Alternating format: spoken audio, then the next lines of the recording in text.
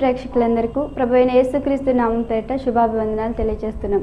ప్రతి బుధవారం 7 గంటలకు ప్రసారమయ్యే ఈ ఆత్మీయ స్పర్శ అనే కార్యక్రమం ద్వారా వాక్య సందేశాన్ని విని ఆశీర్వదింపబడుతున్నారు కదా.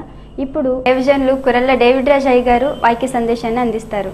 ప్రభువైన యేసుక్రీస్తు వారి పరిశుద్ధమైన నామమున మా ప్రియులైనటువంటి ఆత్మీయ స్పర్శ ఆధ్యాత్మిక వీక్షకులకందరికీ యేసుక్రీస్తు నామమున వందనాలు తెలియజేస్తున్నాను. అందు మాత్రమే కాక ఆ దేవదేవుని యొక్క సంపూర్ణమైన ఆశీర్వాదములు నూతన సంవత్సరంలో ఈ సంవత్సరం అంతా మీతో నిండుగా ఉండి ప్రభు మిమ్మల్ని ఆశీర్వదించునుగాక.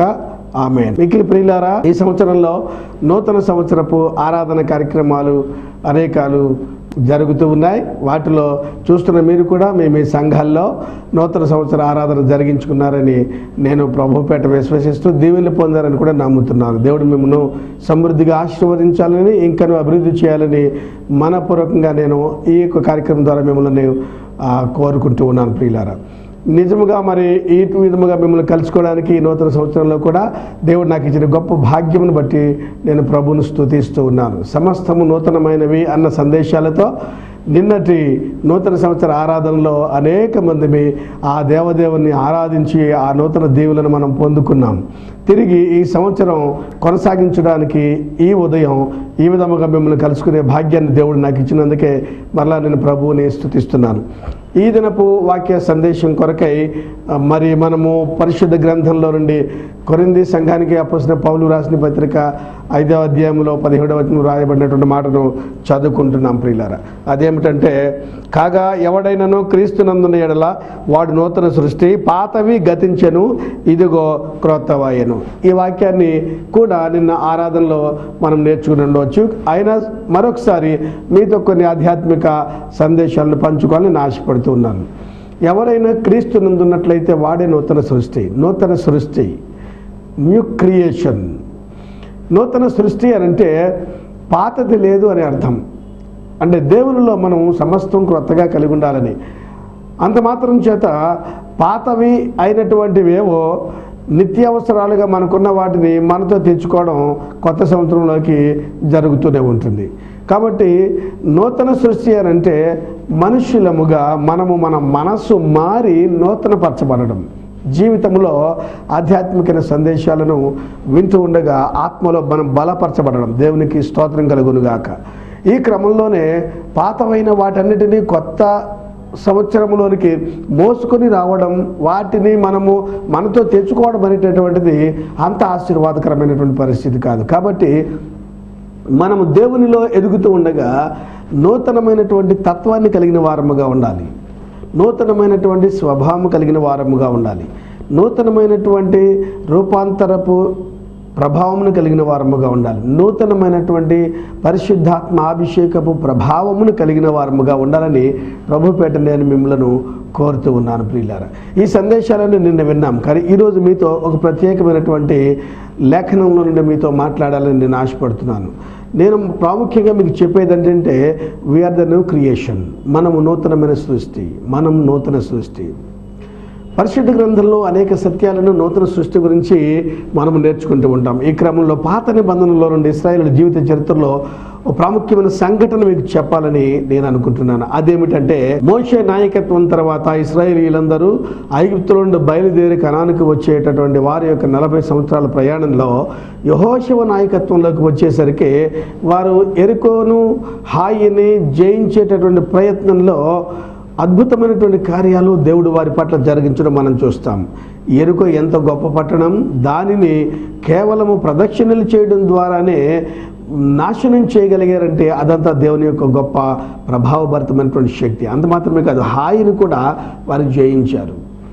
తర్వాత ప్రియులారా, దేవుని వాక్యంలో మనం చదువుకుంటున్నట్టుగా వారు కనానుకు బయలుదేరి వచ్చేటప్పుడు వారి పట్ల చేసినటువంటి అద్భుత కార్యాలను అన్యజనులైనటువంటి వారు విని ఇశ్రాయేలీయులు ప్రయాణం చేస్తూ ఉండగా వారు ఏ ఏ ప్రాంతాల గుండా వెళుతూ ఉన్నారో, వారు ఏ ఏ ప్రదేశముల గుండా ప్రయాణం చేస్తున్నారో, ఏ ఏ మనుష్యులను జయించుకుంటూ వెళుతున్నారో, ఏ ఏ రాజ్యాలను వారు స్వాధీనపరుచుకుంటూ వెళుతున్నారో, ప్రయాణపు ఆటంకాలు ఏమీ లేకుండా వారు సురక్షితంగా ప్రయాణం చేయడానికి దేవుడు వారి పట్ల ఏమేమి నిర్ణయించాడో వాటన్నిటి గుండా దేవుని ప్రణాళిక చొప్పున ప్రయాణం చేస్తూ ఉండగా ప్రియులారా, దేవుడు అద్భుతమైన రీతిలో వారిని నడిపించాడు. ఈ క్రమంలో ప్రియులారా, యోర్దాను అవతల ఉన్నటువంటి మన్యములో ఆ లోయలో ఉన్నటువంటి లెబానోను ఎదుట ఉన్న మహాసముద్ర తీరం అందంతటిలో ఉన్నటువంటి గొప్ప జన సమూహము ఇశ్రాయేలీయులు ఐగుప్తు నుండి కనానుకు వచ్చే ప్రయాణంలో దేవుడు వారి పట్ల చేసిన అద్భుతాలన్నిటి గురించి విన్నారు. వాళ్ళలో మరి హిత్తీయులు, అమోరీయులు, కనానీయులు, పెరిజ్జీయులు, హివ్వీయులు, యెబూసీయులు అనేటటువంటి వారందరూ ఉన్నారు. వీళ్ళందరూ కూడా వారి దేవుడైనటువంటి యెహోవా ఇశ్రాయేలీయుల పట్ల జరిగినటువంటి అద్భుతాలన్నిటి గురించి విని కలవరపడిపోయారు. అయ్యో, మేము మన్యములో నివసించేటటువంటి సముద్ర తీర ప్రాంతంలో నివసించే వారము. అయితే దేవుడని యెహోవా ఇశ్రాయేలీయుల పట్ల ఘనమైనటువంటి కార్యాలు చేశాడు. వారి జీవిత ప్రయాణం అంతటిలో, జీవన ప్రయాస అంతటిలో వారికి తోడుగా ఉండి ఆహారాన్ని, పానీయాన్ని, అనుకూలమైన ఆరోగ్య వాతావరణాన్ని అనుగ్రహిస్తూ నడిపిస్తున్నాడు. ఈ క్రమంలో అనేక మంది శత్రువులు వాళ్ళు జయించడం జరిగింది. మా దగ్గరికి వస్తే మేము ఏమైపోతాము అనేటటువంటి వారి కలవరంతో ఇశ్రాయేలీయుల గురించి ఆలోచించడం మొదలుపెట్టారు. మిక్కిలి ప్రియులారా, పరిశుద్ధ గ్రంథంలో చదివినట్లుగా అమోరీయులు, కనానీయులు, పెరిజ్జీయులు, హెవ్వీయులు, యెబూసీయులు అనేటువంటి వారు అన్యజనాంగమై ఉండి కూడా వారి జీవితంలో మరణమును గురించి భయపడుతున్నారు. ఇశ్రాయేలీయుల చేతికి మనం చిక్కినట్లయితే చనిపోతాము కదా అని మరణాన్ని గురించినటువంటి భయం వారికి ఉంది. అయితే వారిలో కొందరు తెలివైన వారు ఉన్నారు. వారు ఎవరంటే హివ్వీయులు అనేటటువంటి గిబియాలో నివసించేటటువంటి వారు. ప్రియులారా, వీరు గిబియాలో నివాసం చేస్తూ ఉండగా వారికి కూడా దేవుని నామమున ఇశ్రాయేలీయులు పొందిన మేలులు మేము కూడా పొందాలని గొప్ప ఆశ కలిగింది. అప్పుడు అమోరీయులకు కానీ, కనానీయులకు కానీ, పెరిజ్జీయులకు కానీ, యెబూసీయులకు కానీ, మరి మిగిలినటువంటి వారెవరికి కూడా చెప్పకుండా హివ్వీయులు అనేటటువంటి గిబియాలో నివసించేటటువంటి వారు ఉన్నారే, వారు తమను తాము బ్రతికించుకోవడం కోసం, లేదా తాము బ్రతకడం కోసం, భవిష్యత్తును క్షేమంగా మలుచుకోవడం కోసం వారు ఇశ్రాయేలీయులతో జతగట్టేటందుకు గాను, వారిలో కలిసి ప్రయాణం చేసేటందుకు గాను, వారితో వచ్చేటటువంటి ఇబ్బందుల నుండి తమను తాము రక్షించుకునేందుకు గాను ఇశ్రాయేలీయుల దగ్గరకు ప్రయాణమే వెళ్ళడానికి వారు ఆలోచన చేస్తూ ఉన్నారు. ప్రయాణమే ముందుకు వెళుతూ ఉన్నారు. వారు ఏం చేశారంటే ఒక ఉపాయం పన్నుకున్నారు. అది కపటముతో కూడినది అని పరిశుద్ధ గ్రంథం చెప్పింది. యెహోషువ గ్రంథం 9వ అధ్యాయం 4వ వచనంలో వారి కపటోపాయము చేసి రాయబారులమని వేషం వేసుకుని బయలుదేరారు. వారు ఒక దేశానికి రాయబారులమంటూ ఆ ఉపాయముతో వేషం వేసుకుని బయలుదేరారు ఇశ్రాయేలు దగ్గరికి వెళ్ళడానికి. ఎందుకు అలా వెళ్తున్నారు అనంటే, వారు రాయబారులు కాకుండా హివ్వీయులు అనబడే గిబియాలో నివసించేవారని తెలిసినట్లయితే కనుక ఇశ్రాయేలీయులు వాళ్ళని చంపేస్తారు అనే ఉద్దేశంతో తాము గిబియోనీయులము కాదని, హివ్వీయులము కాదని తమ గురించి తాము చెప్పుకోవడానికి వారు కపటోపాయంతో మారువేషంలో వెళ్తున్నారు, రాయబారులుగా వెళ్తున్నారు. రాయబారి అని అంటే చక్కగా సిద్ధపడినటువంటి వాడు, తను చెప్పదలసిన విషయాన్ని చక్కగా చెప్పడానికి ముందస్తుగా సిద్ధపడిపోయినటువంటి వాడు. ఎవరికి ప్రతినిధిగా వెళుతున్నాడో ఆ ప్రతినిధి యొక్క భారాన్ని, బాధ్యతని, ఆ ప్రణాళిక అంతటిని తనుగా ముందు నిలబడి తను వర్తమానము పంపినటువంటి వ్యక్తికి బదులుగా విషయాన్ని తెలియచేసేవాడు. కానీ వీళ్ళ రూపురేఖలు ఎలా ఉన్నాయో చూచారా? బైబిల్ గ్రంథంలో ఏమనుందంటే 4వ వచనంలో తమ గాడిదలకు పాత గోనెలు కట్టి, పాత గిలి చినిగి కుట్టబడిన ద్రాక్షరపు సిద్ధలు తీసుకొని, పాత గిలి మాసుకులు వేయబడిన చెప్పులు పాదములకు తొడుగుకొని, పాత బట్టలు కట్టుకుని వచ్చారు అని వ్రాయబడింది. రాయబారుల వేషాలు ఇలా ఉండవు. చాలా రాయల్గా ఉంటారు, చాలా అందంగా ఉంటారు. తమ యజమాని యొక్క ప్రతి విధమైన ఔన్నత్య స్థితికి ఏమాత్రము కూడా భంగం వాటిల్లకుండా ప్రవర్తిస్తూ ఉంటారు, అలా నడుచుకుంటారు. కానీ ఇక్కడ వీళ్ళ రూపురేఖలు అలా లేవు.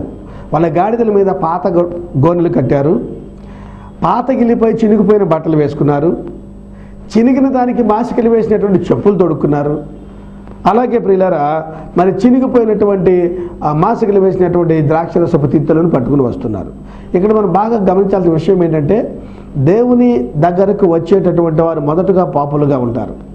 లూకాసు వార్త 19:10 అప్పుడప్పుడు జ్ఞాపకం చేస్తున్నాను నేను, నశించిన దాన్ని వెతికి రక్షించటకు మనిషి కుమారుడు లోకానికి వచ్చాడని. కాబట్టి నశించినటువంటి వారు అని అంటే పాపులు లేదా ఏ విధమైన పరిశుద్ధత లేని వారు, పరిశుద్ధ అలంకారములు లేనటువంటి వారు. క్రీస్తుకు ముందు పరిస్థితి ఎలా ఉంటుందో ఇప్పుడు వీరి యొక్క వేషధారణ కూడా అలాగే ఉంది.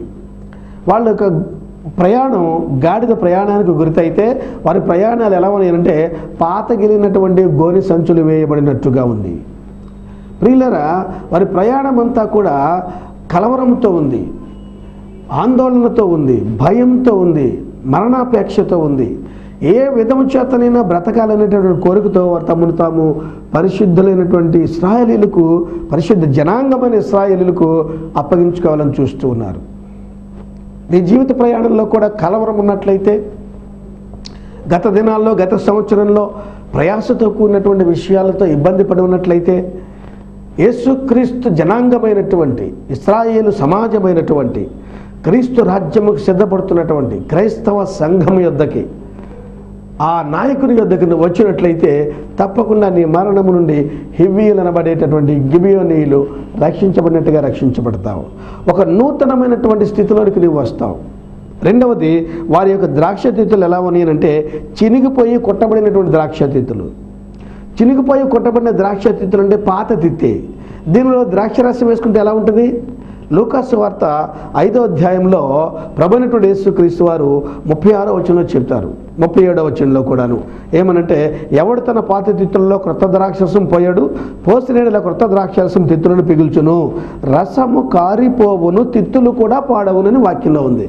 కాబట్టి చినిగిపోయినటువంటి తిత్తులు, ద్రాక్షరసం తిత్తులు తెచ్చారు అంటే అది గతకాలపు పరిస్థితి అని తమను తాము చెప్పుకుంటున్నారు. అయ్యా, మేము ఇలా ఉన్నట్లయితే మా జీవితంలో గొప్ప వినాశనాన్ని పొందుతాము, మాకు విమోచకుడు లేడు. ద్రాక్షరసపు తిత్తి అంటే అర్థమేంటి తెలిసిన? ద్రాక్షరసమును నింపుకున్నటువంటి ఒక సంచి. ద్రాక్షరసం యేసుక్రీస్తు వారికి రక్తం అయితే ఆ రక్తము వల్ల కలిగే ప్రతి విధమైన విమోచన అనునిత్యము జీవితంలో సమృద్ధిగా కలిగి ఉండేటటువంటి స్థితి తమ దగ్గర లేదు అని చెప్తున్నారు, చినిగిపోయినటువంటి సంచి. కాబట్టి ఇది నువ్వు కూడా ఒకవేళ యేసుక్రీస్తుని గురించినటువంటి విమోచనాత్మకమైనటువంటి ఆధ్యాత్మిక ఆశీర్వాద పరిస్థితి లేకపోయినట్లయితే, ఒకవేళ నీ సంచి, నీ దేహం, నీ జీవితం చినిగిపోయినట్టున్నట్లయితే అప్పుడప్పుడు కుట్టుకుంటూ దానిని సరైనటువంటి నూతనమైన దానిగా చేసుకోలేకుండా ఉన్నట్లయితే ఇప్పుడే కనానులోకి ప్రవేశించేందుకు గాను ఇశ్రాయేలు సమాజం సిద్ధంగా ఉన్నట్లు క్రైస్తవ సంఘం పరలోకానికి సిద్ధంగా ఉంటుంటే దాన్ని నడిపించేటటువంటి నాయకుడైనటువంటి యాజకుడు, దేవుని సేవకుడు నీ కొరకు విచారించడానికి సిద్ధంగా ఉన్నాడు. నీవు వెళ్ళినట్లయితే అక్కడ చినిగిపోయి కొట్టబడినటువంటి పాతదైనటువంటి ద్రాక్షరసపు తిత్తి అనుభవం నీలో ఉండిపోతుంది. క్రొత్త ద్రాక్షరసం నింపుకునే క్రొత్త తిత్తిగా ఈ నూతన సంవత్సరంలో నూతనమైన ఆరోగ్యంతో, నూతనమైన జీవంతో దేవుడు నీకు గొప్ప ఆశీర్వాదం ఇస్తాడు. అది మాత్రమే కాకుండా పరిశుద్ధ గ్రంథంలో పాతగిలి మాసికలు వేయబడిన చెప్పులు తొడుక్కున్నారట. పాతగిలి మాసికలు వేయబడిన చెప్పులు తొడుక్కోవడం అంటే అర్థం ఏంటి? చెప్పులు అనేటటువంటివి నడకకు, నడక అనేటటువంటిది నడతకు, నడత అనేటటువంటిది ఓ మనిషి క్రియలకు సాదృశ్యంగా మనం పరిశుద్ధ బైబిల్ వాక్యాన్ని మనం చెప్పుకోవచ్చు. కాబట్టి ఈ బైబిల్ యొక్క భావాలను మనం జ్ఞాపకం చేసుకుంటుండగా మన ప్రవర్తన చినిగిపోయిందిగా, ఎవరైనా చూస్తారేమో అన్నట్టు మాస్కులు వేసుకునేందుగా, రహస్యముగా, దేవునికి విరోధంగా ఒకవేళ జీవిస్తూ ఉన్నామనుకోండి, ఆ సమయాలలో మనము నూతనంగా మార్చబడాల్సిన అవసరం ఉంది. మీకు జ్ఞాపకం చేయాలి, పాత గాడిదల మీద పాత సంచులు వేయడం, చినిగిపోయి కుట్టబడినటువంటి ద్రాక్షరసపు తిత్తులను మోసుకుని రావడం, అలాగే చినిగిపోయి మాసికలు వేయబడినట్టు చెప్పులు తొడుక్కోవడం, ఇలా ఎవరైతే ఉంటారో వాళ్ళు నరకానికి పాత్రలు అయిపోయి ఉంటున్నారన్నమాట. మోక్షానికి కాకుండా నూతనత్వంలో ప్రవేశించకుండా ఇంకా పాతదైనటువంటి దానిలోనే వారు జీవిస్తున్నారని దాని యొక్క భావం. కాబట్టి వారు నడతలు మార్చుకునేందుకు, వారి ప్రవర్తన మార్చుకునేందుకు గతంలో వీరు అన్యులుగా ఉన్నారు, ఇప్పుడు ఇశ్రాయేలు సమాజంతో కలవాలనుకుంటున్నారు. గతంలో జీవము లేని వాటిని వెతికారు, ఇప్పుడు జీవము గల దేవుని ఆరాధించాలనుకుంటున్నారు. గతంలో భద్రత లేని జీవితంతో, భయంతో, ఆందోళనతో, కలవరంతో ఉన్నారు. ఇప్పుడు భరోసానిచ్చేటటువంటి ఒక గొప్ప క్రైస్తవ నాయకత్వంలో దేవుని సంఘంతో కలిసి బ్రతకాలని ఆశపడుతున్నారు. అందుకే వారు ఆ విధమైన వేషధారణతో అక్కడికి వచ్చారు. మరొక విషయం ఏంటంటే, పాతగిలినటువంటి బట్టలు కట్టుకుని వచ్చారు, పాత బట్టలు అంటే మురుగుతో కొన్ని వస్త్రాలు. మనము యెహోషువ గురించి ధ్యానం చేసినప్పుడు యెహోషువ దేవుని యొక్క సన్నిధి ముందు నిలబడినప్పుడు ఓ దూత వచ్చి అంటుంది, నీ వస్త్రాలు మార్చుకో, ఎందుకంటే నీ వస్త్రాలు మురికి గుడ్డలా ఉన్నాయని. పరిశుద్ధ గ్రంథం ఏం చెప్తుంది అని అంటే, మానవుని యొక్క నీతి దేవుని సన్నిధిలో మురికి గుడ్డ వలె కనబడుద్ది అని. కాబట్టి మన నీతి, మన యొక్క వస్త్రం అది మురికిగా ఉన్నప్పుడు దాన్ని పరిశుద్ధపరచుకునేందుకు గాను ఒక నూతనమైనటువంటి నీతిని, దేవుని రాజ్యమును వెతికేందుకు గాను ఒక నూతనమైన నీతిమంతునిగా మనం సిద్ధపడేందుకు గాను ప్రియులరా, జాగ్రత్తగా మనం ఏం చేయాలంటే దేవుని సన్నిధికి రావాలి, సంఘంతో కలుసుకోవాలి, సంఘ కాపరితో కలుసుకోవాలి, మన భద్రత లేని జీవితం భద్రత కలిగిన దానిగా మార్చుకోవాలి. ఒంటరిగా గడిపే మనం సమాజంతో సహవాసం చేయాలి. ఏ విషయాన్ని కూడా పట్టించుకునేటువంటి మనం దేవుని సన్నిధిలో ఆధ్యాత్మికమైనటువంటి ఆశీర్వాదం కొరకు సంఘంతో, సభతో, సమాజంతో కలిసిపోవాలి. ఈ విధంగా కలిసిన తర్వాత వారు నిజంగా రాయబారులే అని చెప్పని అనుకుంటున్నారు, కానీ ఈ సమాజం, ఇశ్రాయేలు సమాజం అంతా కూడా వారు హివీయులని లేదా గిబియోనులో నివసించేవారని వారికి తెలియడం లేదు ప్రియులారా. 3 దినాలు అయిన తర్వాత అప్పుడు వారు ఎవరో గుర్తుపట్టడం జరిగింది. 3 దినాలు అయిన తర్వాత అప్పటికి వీళ్ళు వేసుకున్న వస్త్రాలు మారిపోయాయి, వీరి ప్రయాణపు గాడిదలు విడిచిపెట్టబడ్డాయి, అలాగే వారి చెప్పులు తీసివేయబడ్డాయి, నూతన వస్త్రాలు వేసుకోవడం జరిగింది.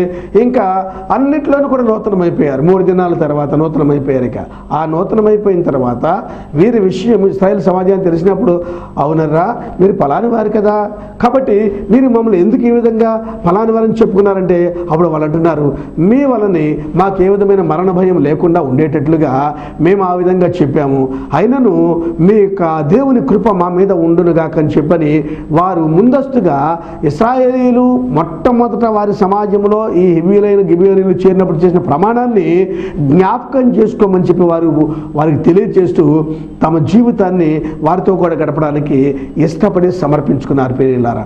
అప్పుడు యెహోషువ ఏం చేశాడంటే వాళ్ళని, అయితే మీరు మాతో ఉండడానికి ఇష్టపడుతున్నారు కాబట్టి మిమ్మల్ని పనివారిగా చేస్తానని చెప్పని దేవుని యొక్క మందిరంలో బలిపీఠం కొరకై కట్టెలు కొట్టేవారుగాను, అలాగే నీళ్లు తోడేవారు కానీ వాళ్ళని నియమించినట్టుగా ఈ 9వ అధ్యాయంలో యెహోషువ గ్రంథంలో మనం చదువుకుంటాం. అవును ప్రియులారా, ఎవరైతే మారు మనసు పొందుతారో, ఎవరైతే నూతన జీవితంతో ప్రభు సన్నిధిలో నూతన సంవత్సరంలో ఓ ప్రత్యేకమైన సమర్పణతో ఉంటారో ప్రియులారా, వారు దేవుని పని కొరకై నిర్ణయించుకుని సమర్పించుకోవాలి అని పరిశుద్ధ గ్రంథం చెప్తుంది.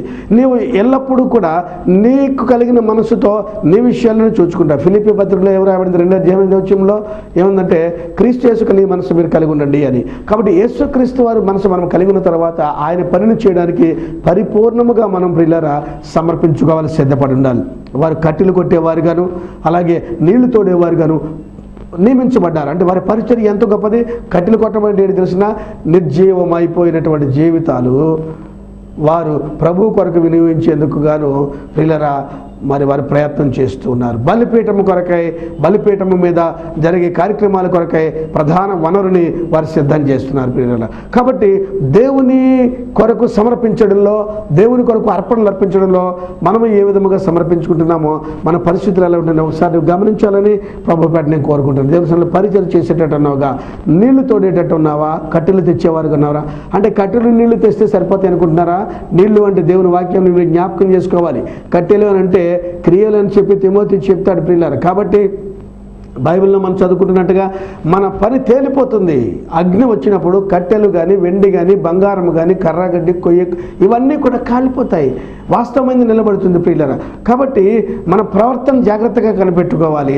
అలాగే నీరని దేవుని వాక్యంతో ప్రజలకు మనం పరిచయం చేసేవారిగా ఉండాలని పరిశుద్ధ గ్రంథం తెలియజేస్తుంది. కాబట్టి ఈ సమయంలో క్రొత్త సంవత్సరపు ఆశీర్వాదాలకు ఎదురు చూస్తున్న మనం నూతనముగా మార్చబడ్డామా?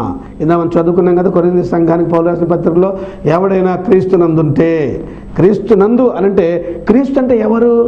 యేసు ప్రభు చెప్తాడు, మరి మీరు క్రీస్తుకు అవయవములో ఉన్నారని పౌలు చెప్తాడు.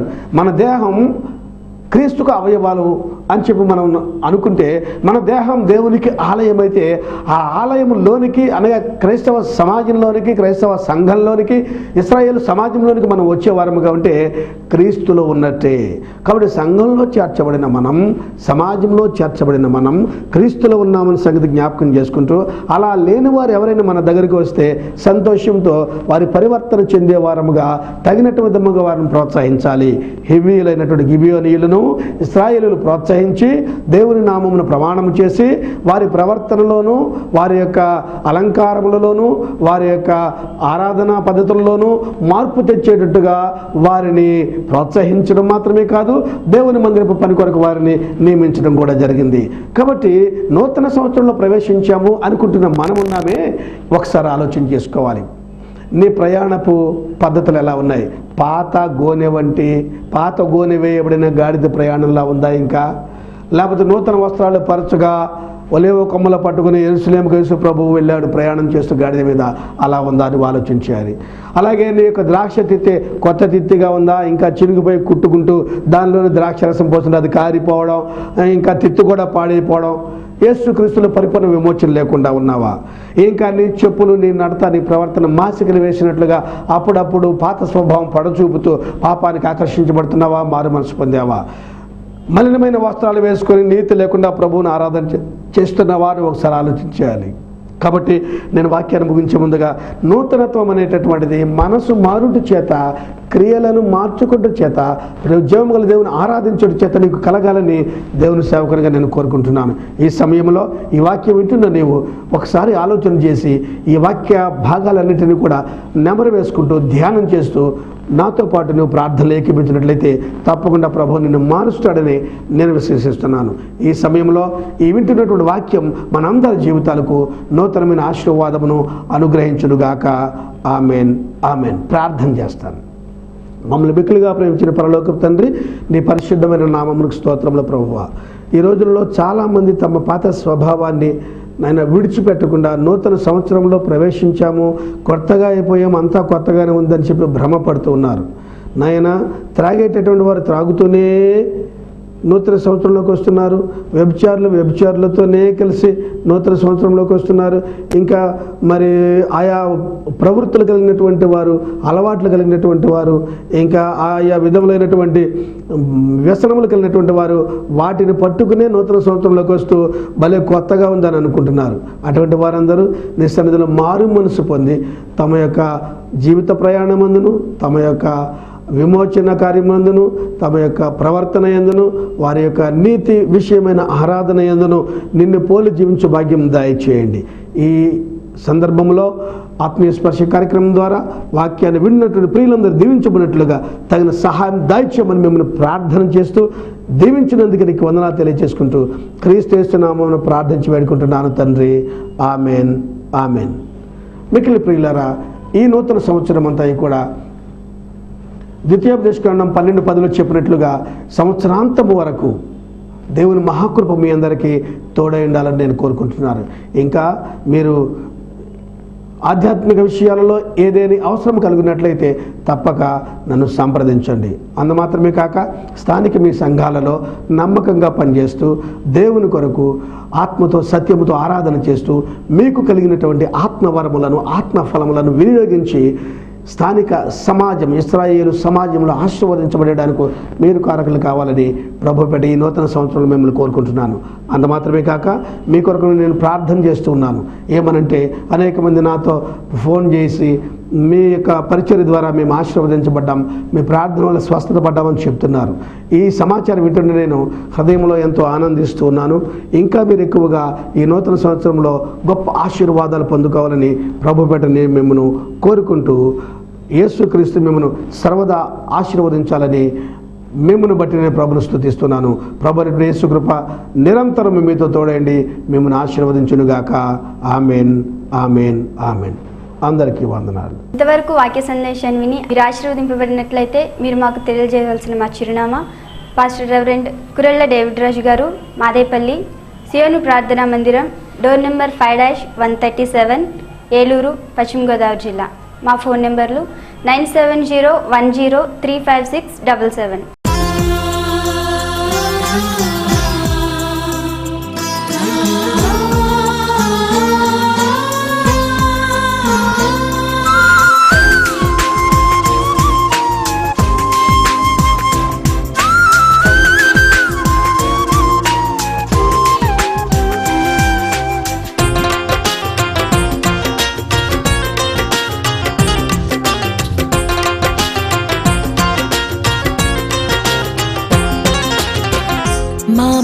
స్నేహితుడా మా యేసు రాజా, మా ప్రాణ స్నేహితుడా మా ప్రాణమా, మా మంచి స్నేహితుడా మా యేసు రాజా, మా ప్రాణ స్నేహితుడా మా ప్రాణమా, మా మంచి కాపరి మాకు మాదిరి, మా మంచి కాపరి మాకు మాదిరి, మమ్మును నడిపించి మా మార్గమా, మమ్మును నడిపించి మా మార్గమా, మా మంచి స్నేహితుడా మా యేసు రాజా, మా ప్రాణ స్నేహితుడా మా ప్రాణమా.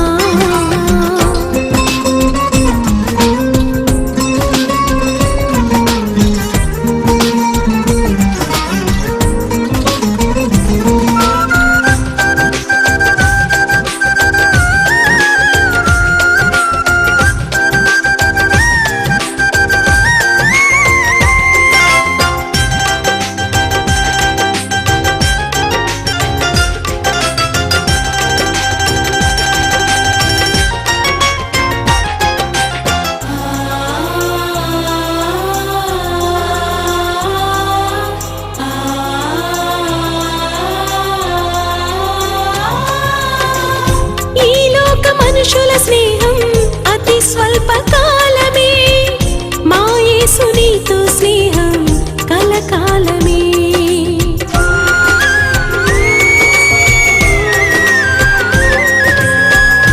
ఈ లోక మనుషుల స్నేహం అతి స్వల్ప కాలమే, మా యేసు నీతో స్నేహం కలకాలమే. శాశ్వతమైన స్నేహితుడా నీ స్నేహం చాలయ్యా, శాశ్వతమైన స్నేహితుడా నీ స్నేహం చాలయ్యా, సదాకాలం మాతో కూడా ఉంటానని అన్నావయ్యా, సదాకాలం మాతో కూడా ఉంటానని అన్నావయ్యా, మా మంచి స్నేహితుడా మా యేసు రాజా, మా ప్రాణ స్నేహితుడా మా ప్రాణమా.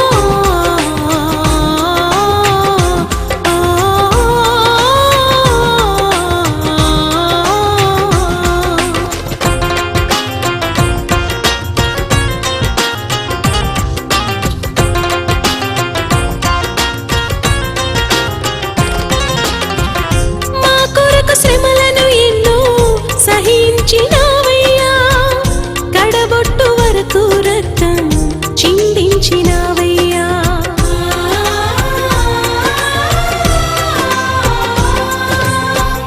మా కొరకు శ్రమలను ఎన్నో సహించినావయ్యా, కడబొట్టు వరకు రక్తం చిందించినావయ్యా, కలువరి సిలువలో వ్రేలాడినావయ్యా, కలువరి సిలువలో వ్రేలాడినావయ్యా, మాకు బదులు నీ ప్రాణాన్ని అర్పించినా